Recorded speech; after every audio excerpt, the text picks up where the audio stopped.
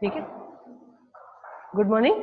Third year maths आपकी जो है हम लोग पेपर 1 और उसकी जो है यूनिट 1 और उसमें हम लोग चैप्टर कर रहे हैं समूह। ठीक है, यानी कि ग्रुप, उसको हिंदी में भी ग्रुप बोलते हैं। ठीक है, तो यहाँ पे जो है लास्ट लेक्चर में मैंने आपको बताया था कि चक्रीय ग्रुप के बारे में। ठीक है, तो हम लोग वहीं से जो है स्टार्ट करते हैं, क्योंकि पहले मैं जो है आपको परिभाषा अच्छी तरह से बता दूं कि ये चक्रीय ग्रुप जो है होता क्या है। ठीक है, अब चक्रीय मान लीजिए कि जी एक जो है ग्रुप है। जी अगर ऐसा ग्रुप है कि जिसका मैं कोई भी एक अवयव यहां से ले लूं, जैसे मैंने एक्स जो है बिलोंग्स टू जी ले लिया। ठीक है, तो अब एक्स को जो है मैं एक पर्टिकुलर कोई भी एक फिक्स होगा। ठीक है, हर ग्रुप के लिए जो है जो भी अवयव होगा वो फिक्स होगा। तो इसके लिए जो है ए जो है एक ऐसा अवयव है कि एक्स को जो है उसकी पूर्णांक घात के रूप में जो है मैं लिख सकती हूँ, यानी ए की पूर्णांक घात के रूप में लिख सकती हूँ। अब ए की पूर्णांक घात m का मतलब क्या है कि मैं जो है क्या कर रही हूँ, ए को जो है अगर m बार संक्रिया करा रही हूँ। ठीक है, ए की जो है m बार अगर संक्रिया करा रही हूँ तो मुझे जो है कौन सा अवयव मिल रहा है, ये x मिल रहा है, ये x मिल रहा है। तो बोले कोई भी, जैसे मैंने यहां से जो है एक y जो है अवयव यहां से ले लिया, तो y को भी जो है मैं क्या करूं, ये कि a की जो है पूर्णांक घात के रूप में जो है मैं लिख सकती हूँ। ठीक है, a की पूर्णांक घात के रूप में लिख सकती हूँ। तो इसका मतलब क्या होता है कि ये जो मेरा ग्रुप जो है वो एक अवयव a द्वारा जो है जनित होता है। ठीक है, ए द्वारा जनित होता है, यानी कि ग्रुप जी के जो है प्रत्येक अवयव को हम लोग ए की पूर्णांक घात के रूप में व्यक्त कर सकते हैं। तो उसको कैसे लिखते हैं कि जी इज इक्वल टू, और इधर स्क्वायर ब्रैकेट में ए, जी इज इक्वल टू और स्क्वायर ब्रैकेट में है ए, इस तरह से लिखते हैं। यानी प्रत्येक अवयव जो, तभी जो है क्या बोलते हैं इसको, चक्रीय ग्रुप यानी कि साइक्लिक ग्रुप कहते हैं। ठीक है, तो एक एग्जाम्पल जो है कल मैंने बताया था और मैंने उसको पूरा सॉल्व नहीं किया था। मैंने कहा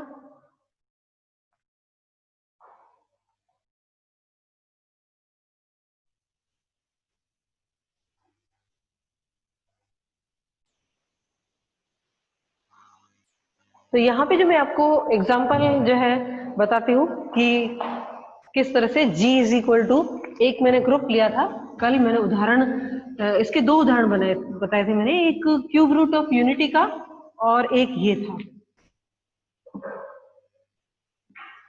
1 - 1 आयोटा और माइनस आयोटा। मैंने कहा था कि आयोटा और माइनस आयोटा से जो है ये ग्रुप जो है वो जनित होता है, यानी कि इसके जो है जनक क्या है, आयोटा और माइनस आयोटा। चलिए किस प्रकार से हम लोग सिद्ध कर लेते हैं कि मैं इसकी जो है पूर्णांक घात लगाऊं तो मुझे जो है ये सारे अवयव मिलते हैं कि नहीं मिलते हैं। जब आयोटा के ऊपर पावर 1 लगाती हूँ तो मुझे आयोटा जो है प्राप्त होता है, लेकिन आयोटा के ऊपर अगर पावर 2 लगाऊंगी यानी कि इसकी 2 बार संक्रिया कराऊंगी तो मुझे -1 जो है वो प्राप्त होता है। जब आयोटा का मैं क्यूब करती हूँ तो ये आयोटा स्क्वायर और आयोटा, तो मुझे फिर से जो है यहाँ पे माइनस आयोटा प्राप्त होता है। और आयोटा के ऊपर अगर पावर 4 लगाऊंगी तो आप जानते हैं कि मुझे जो है यहाँ पे क्या मिलेगा, 1। तो आप देखते हैं सभी के सभी जो है क्या है, ये जी के जो समूचे जी के ही अवयव है। ठीक है, समूचे जी के अवयव, यानी कि क्या होगा कि ये जो है क्या है कि आयोटा और माइनस आयोटा से जो है जनित होता है। और माइनस आयोटा का भी आप सिद्ध कर सकते हैं, जब पावर 1 लगाएंगे तो माइनस आयोटा आ रहा है और आयोटा के ऊपर पावर जो है 2 लगाएंगे। ठीक है, तो ये 1 हो जाएगा और ये -1 आएगा, क्योंकि -1 का स्क्वायर ये प्लस हो जाएगा और आयोटा स्क्वायर आएगा जो कि -1 होता है। और माइनस आयोटा के ऊपर अगर आप क्यूब लगाते हैं, ठीक है, क्यूब लगाते हैं तो आप जानते हैं कि यहाँ पे आपको आयोटा प्राप्त होगा, और माइनस आयोटा के ऊपर जो है अगर आप पावर 4 लगाते हैं तो आपको यहाँ पे 1 प्राप्त होगा। तो देखते हैं कि ये सारे के सारे अवयव जो है वो किसके हैं, जी के। तो देखिए किस तरह से ये पूर्णांक घात जो है इस अवयव पे लग रही है, एक ही अवयव पे लग रही है, लेकिन हमें जो है कौन से प्राप्त हो रहे, इस ग्रुप के ही अवयव प्राप्त हो रहे।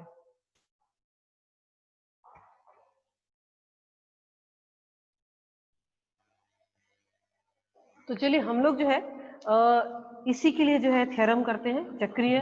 सबसे पहले जो है मैं भी जो करवाने जा रही हूँ वो हमेशा ही आप याद रखना कि प्रत्येक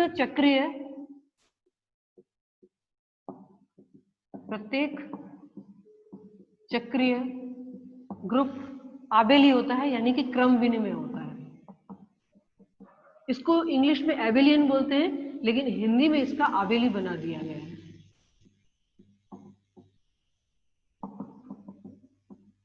ठीक है, प्रत्येक चक्रीय ग्रुप जो है वो आबेली होता है। तो सबसे पहले कि माना कि G इज इक्वल टू ए, इसको मैं ऐसे लिख देती हूँ, एक चक्रीय ग्रुप है तथा अब मुझे क्या बताना है कि ये जो है आबेली यानी कि क्रम भी नहीं बताना है। तो इसमें जो है दो अवयव मुझे लेने पड़ेंगे, तो मैं x और y जो है इस में ले लेती हूँ, G में। ठीक है, दो अवयव ले लेती हूँ। अगर यहाँ पे G में ले लिए और G जो क्या है वो A द्वारा जनित होता है, तो इसका मतलब क्या होता है कि x is equal to A की घात m, y is equal to A की घात n, जहां पर ये m और n जो है वो क्या है, ये पूर्णांक है। अब आपको पता चल रहा होगा कि मैंने जो है आपको फर्स्ट क्लास में जो है पूरे जो समुच्चय के बारे में क्यों बताया था। क्यों? क्योंकि ये संख्याओं का जो है आपको नॉलेज होना बहुत जरूरी है कि ये अगर मैं z लिखती हूँ तो इसका मतलब क्या है, मैं q लिखूं तो इसका मतलब क्या है, मैं r लिखूं तो इसका मतलब क्या है, r प्लस लिखूं, q प्लस लिखूं तो इसका मतलब क्या होता है, और r0 लिखूं तो इसका मतलब क्या है। तो ये जो है समुच्चय जो है जरूर दिमाग में रखने जब आप अमूर्त बीजगणित पढ़ रहे हो। ठीक है, अब मुझे जो है इसकी क्रम विनिमयता जो है सिद्ध करनी है, तो संक्रिया मुझे पता नहीं है कौन सी है, तो मैं मान के चलती हूँ कि कोई ना कोई संक्रिया इसके बीच में होगी। तो X Y is equal to क्या होगा, ए की घात m और ए की घात n, यानी कि क्या होगा, दोनों के बेस जो है सेम है, तो ये हो जाएगा m प्लस n हो जाएगा। ठीक है, क्योंकि दोनों जो है घातें जुड़ जाएगी। और यहाँ पे जो है ए की घात जो है मैं क्या कर लूंगी, n प्लस m कर दूं, क्योंकि ये दोनों क्या है, पूर्णांक है। ठीक है, दोनों ही पूर्णांक है, तो m प्लस n करूं या n प्लस m करूं तो चल जाएगा काम। अब मैं क्या करूंगी कि a की घात n को पहले और गुणा a की घात m को बाद में लिखूंगी। लेकिन ये तो मेरा क्या है, y है, और ये मेरा क्या है, x है। तो x y is equal to क्या आ गया, y x आ गया। ठीक है, मैंने दो अवयव लिए थे G में, जिसको मैंने बता दिया कि X Y is equal to Y X, यानी कि क्या है कि G क्रम विनिमय ग्रुप है। G क्या है, क्रम विनिमय। तो आपको ध्यान रखना है कि चक्रीय हमेशा आबेली या क्रम विनिमय होता है। ठीक है, ये पॉइंट है, चक्रीय ग्रुप क्रम विनिमय आबेली होता है। अब पता है क्या कहते हैं, ये कहते हैं कि अगर मान लीजिए कि अगर A जो है इसका जनक है, अब ये इसका जनक है, ठीक है, इसको जनरेट करता है इसका जनरेटर, तो इसका प्रतिलोम यानी कि A इनवर्स भी इसका जनरेटर होगा। तो अब जो है हम लोग ये थ्योरम जो है वो सिद्ध करेंगे। ठीक है, क्योंकि इस थ्योरम का उपयोग होने वाला है आगे, तो इस वजह से जो है नेक्स्ट थ्योरम जो है हम लोग ये सिद्ध करेंगे कि अगर किसी भी ग्रुप का जो है अगर जनक A है तो उसका प्रतिलोम, A का प्रतिलोम क्या होगा, A इनवर्स, वो भी जो है इसका जनक होगा। ठीक है, चलिए सिद्ध करते हैं। तो यहाँ पे जो है पूरा ही जो हम लोग शब्दों में बोल रहे हैं, आप देख रहे हैं कि जो भी चीजें शब्दों में बोल रहे हैं, लेकिन ये इतनी आसान है कि एक बार अगर दिमाग में बैठ जाती है तो हमें दिक्कत नहीं होती है। ठीक है, क्योंकि ग्रुप थ्योरी जो है अपने आप में जो है सबसे इजिएस्ट टॉपिक है मैथमेटिक्स का। चलिए अब जो है हम लोग सिद्ध करेंगे कि यदि A किसी ग्रुप G का जनक हो तो A इनवर्स भी उसका जनक होगा। ठीक है, तो अब देखो मैं इसको कैसे सिर्फ जो है थोड़ा बहुत इसको मॉडिफाइड करूंगी और उसको मैं सिद्ध कर दूंगी कि इस तरह से होगा। चलिए माना कि अब दिया हुआ है, लेकिन फिर भी जो है माना कि G is equal to A एक चक्रीय ग्रुप है, जो दिया हुआ है वो लिखते हैं पहले, तथा एक एलिमेंट ले लेते हैं x बिलोंग्स टू G, कोई भी स्वच्छ, कोई भी इसका एक एलिमेंट ले लेते हैं। अब ये चक्रीय ग्रुप है, तो डेफिनेटली हम लोग जो है क्या कर सकते हैं, x को जो है a की पूर्णांक घात के रूप में जो लिखेंगे, जहां पे ये आपका m जो है वो क्या होगा, एक पूर्णांक संख्या होगी। ठीक है, अब जो है यहाँ पे x is equal to a inverse का इनवर्स अगर मैं लिखूं a के बजाय तो चलेगा, हो जाएगा ना, काम बन जाएगा। और क्या होगा, m बिलोंग्स टू z। अब जो है x is equal to a inverse और माइनस, और इसको मल्टीप्लाई कर देती हूँ, ये माइनस m हो जाएगा। और माइनस m क्या होता है, पूर्णांक होता है, डेफिनेटली लिख सकते हैं, आराम से लिख। देखो उसी को मैंने क्या किया, उसको एडजस्ट कर लिया और मैं यहाँ पे जो है बता रही हूँ अभी।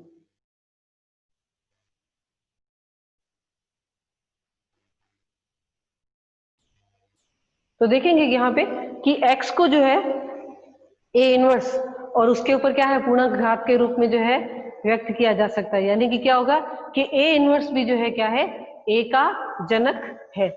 ठीक है,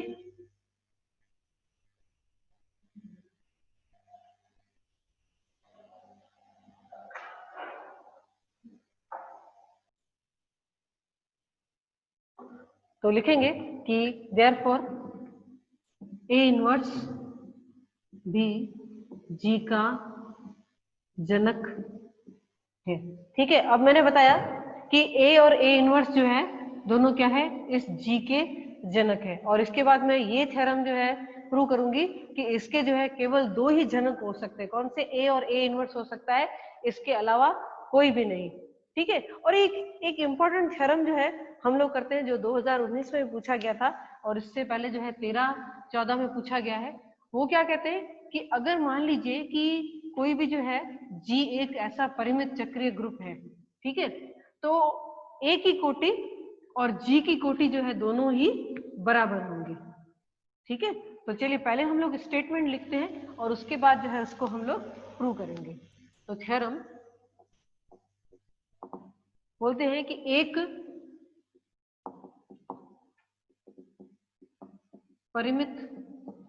परिमित चक्रीय ग्रुप की कोटि, चक्रीय ग्रुप की कोटि उसके जनक की कोटि के बराबर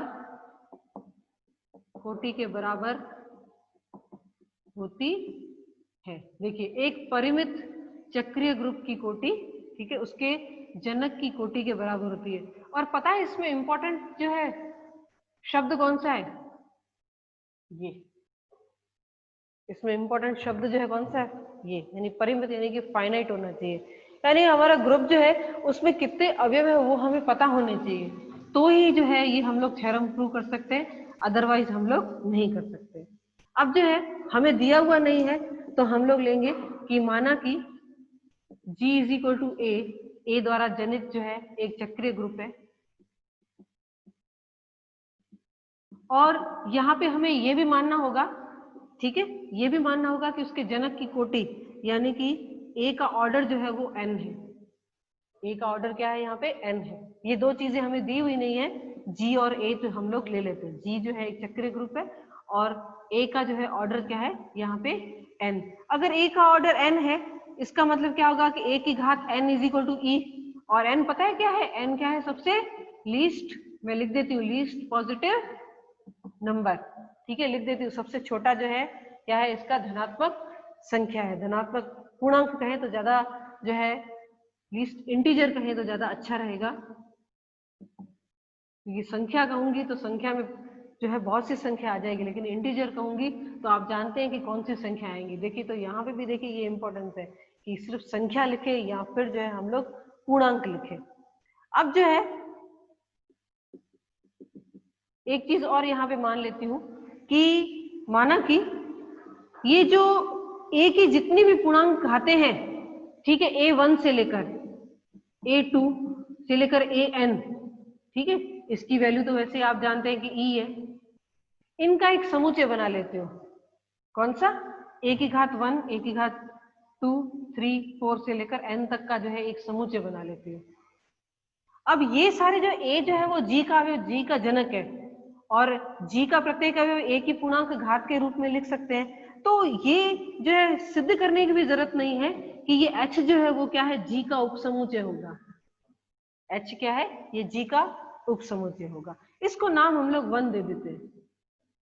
ठीक है, इसको नाम 1 दे देते हैं। और अब मैं जो है ये सिद्ध करूंगी कि H में जो है ये जो A1 से लेकर A2 AN तक के अवयव है ना, वो जो है कोई भी जो है बराबर नहीं है। ठीक है, कोई भी बराबर नहीं है। तो इसके लिए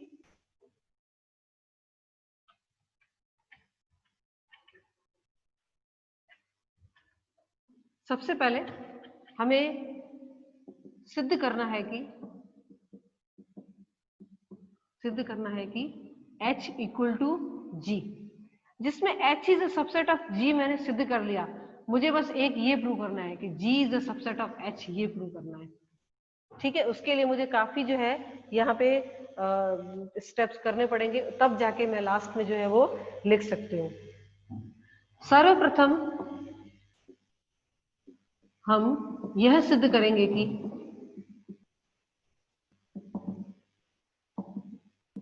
H के सभी अवयव भिन्न भिन्न है। सभी अवयव जो है वो भिन्न भिन्न है। तो अब ये कैसे प्रूव कर सकते हैं? तो मैं क्या करती हूँ कि दो अवयवों को समान ले लेती हूँ। ठीक है, माना कि a की घात I और a की घात j दोनों बराबर है।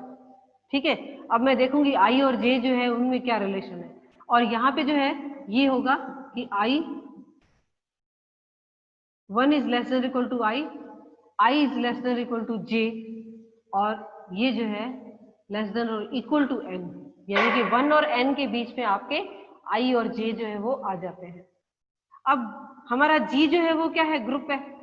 ठीक है, तो अगर a की घात I है तो a की घात इनवर्स भी इसके अंदर विद्यमान होगा, तो मैं उसको मल्टीप्लाई कर सकती हूँ।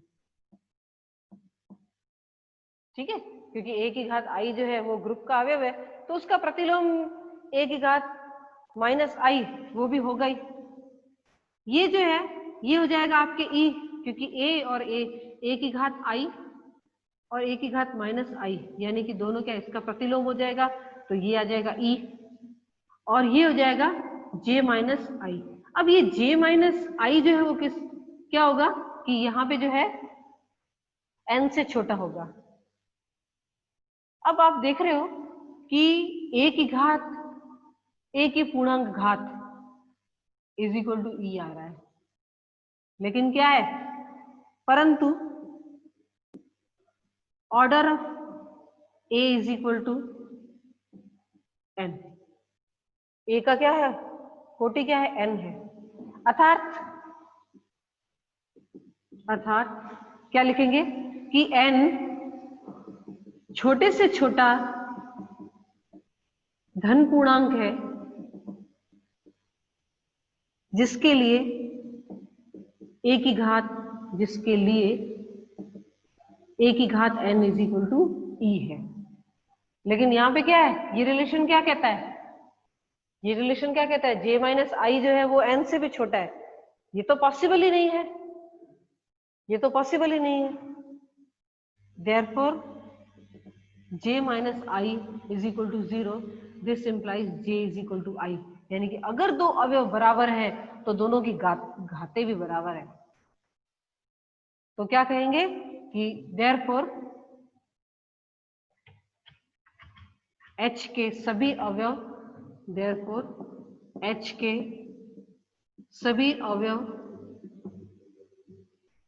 भिन्न भिन्न है। अब h के सभी अवयव भिन्न भिन्न है, यानी कि ऑर्डर ऑफ h क्या हो जाएगा, n अवयव है ना उसके अंदर, a की घात 1 2 से लेकर n तक, तो कितने अवयव हो जाएंगे, n अवयव हो जाएंगे। अब मैं सिद्ध करूंगी ये, ठीक है, अब ये सिद्ध करते हैं। माना कि b g का कोई स्वच्छ अवयव है, therefore b is equal to a की घात l, क्यों, g is equal to a चक्रीय है। ठीक है, रीजन साथ में लिख लेते हैं, क्यों लिख रहे हैं, क्योंकि जी जो है ए द्वारा जनित होता है और जी के प्रत्येक अवयव को ए की पूर्णांक घात के रूप में हम लोग लिख सकते हैं। और एल क्या है, एल जो है बिलोंग्स टू जेड, साथ में ये लिखना जरूरी है। ठीक है, अब दो नंबर है, एक मेरे पास एल भी है और एक मेरे पास एन भी है, और एन देख रहे हैं ना कौन सा है, छोटे से छोटा क्या है, धन पूर्णांक है। तो हो सकता है कि ये एल जो है एन से बड़ा हो। अब जो है एल और एन दो पूर्णांक हैं, अतः विभाजन कलन विधि से L is equal to n q plus r, जहां पे ये जो आपके आर है लेस देन एन। ठीक है, विभाजन कलन विधि से जो है L इज इक्वल टू क्या लिख सकते हैं, एन क्यू प्लस आर। चलिए, मैंने एन को यहाँ पे क्यों लिखा और एल को यहाँ पे क्यों लिखा, क्योंकि एन जो है ऑलरेडी जो है छोटे से छोटा मैं शब्द बोल चुकी हूँ उसके लिए। ठीक है, तो ये हो जाएगा। अब जो है यहाँ पे ए की घात एल ले लेते हैं, तो ए की घात क्या हो जाएगा, एन क्यू प्लस आर हो जाएगा। ठीक है, तो क्या होगा, ए की घात एन क्यू और ए की घात आर हो जाएगा। ठीक है, अब जो है यहाँ पे मैंने लिया है ए की घात एल और मैंने क्या लिखा कि ए की घात एन क्यू और ए की घात आर। तो ए की घात एन को मैं ब्रैकेट के अंदर और क्यू को मैं बाहर ले लूं, चलेगा ना, क्योंकि दोनों को मल्टीप्लाई कर सकते हैं क्योंकि घाते, और ये जो है ए की घात आर। तो ये हो जाएगा कि ई की घात क्यू, ई की घात क्यू, क्योंकि ए की घात एन इज इक्वल टू क्या है, क्योंकि इसका ऑर्डर क्या है, आपके जो इसका जनक है, जी का जनक है, उसके जो है कोटि क्या है, एन है, तो ये ई हो जाएगा ए की घात आर। तो ये हो जाएगा ए की घात आर, ए की घात L is equal to A की घात आर, लेकिन आर क्या है, लेस देन एन है, आर क्या है यहाँ पे, लेस देन एन है। ठीक है, आर अगर लेस देन एन है तो डेफिनेटली ए की घात आर जो है अवयव एच में बिलोंग करेगा। इसका मतलब क्या होगा, ए की घात एल भी जो है वो एलिमेंट एच में बिलोंग करेगा। इसका मतलब क्या है कि ये जो बी एलिमेंट है वो भी क्या करेगा, एच में बिलोंग करेगा। अब ये किस में लिया है आपने, जी में लिया है, आपको किस में मिला, वो अभी किस में मिला, एच में मिला। तो इसको जो है therefore G is subset of H, इसको नाम 2 दे देंगे, कहेंगे 1 और 2 से G is equal to H. ठीक है, 1 और 2 से G is equal to H. तो अगर दोनों ही समुच्चय बराबर है तो दोनों के जो है ऑर्डर भी जो है क्या होंगे, सेम होंगे। पता है समुच्चय बराबर कब होते हैं, जब दोनों में अवयवों की संख्या जो है वो बराबर होती है। ठीक है, दोनों में अवयवों की संख्या बराबर होती है। लेकिन इसका ऑर्डर क्या है, मैंने ऑलरेडी लिख दिया था, क्या लिखा था, n लिखा था। तो order of G is equal to n, लेकिन n किसका ऑर्डर है, a का। तो order of G is equal to order of a, यानी कि कोई भी अगर परिमित चक्रीय ग्रुप हो जो A द्वारा जनित होता हो तो उसके जनक का और उस ग्रुप का जो है ऑर्डर क्या होता है, बराबर होता है। ठीक है, तो देखिए किस तरह से जो है सारी जो है चीजें एक दूसरे में जो है किस तरह से गुथी हुई है, अलग नहीं है, उसको उससे अलग कर सकते ऐसा नहीं है। ठीक है, तो अगर आपको परिभाषा अच्छी तरह से याद है तो आप थ्योरम भी कर सकते हैं। ठीक है।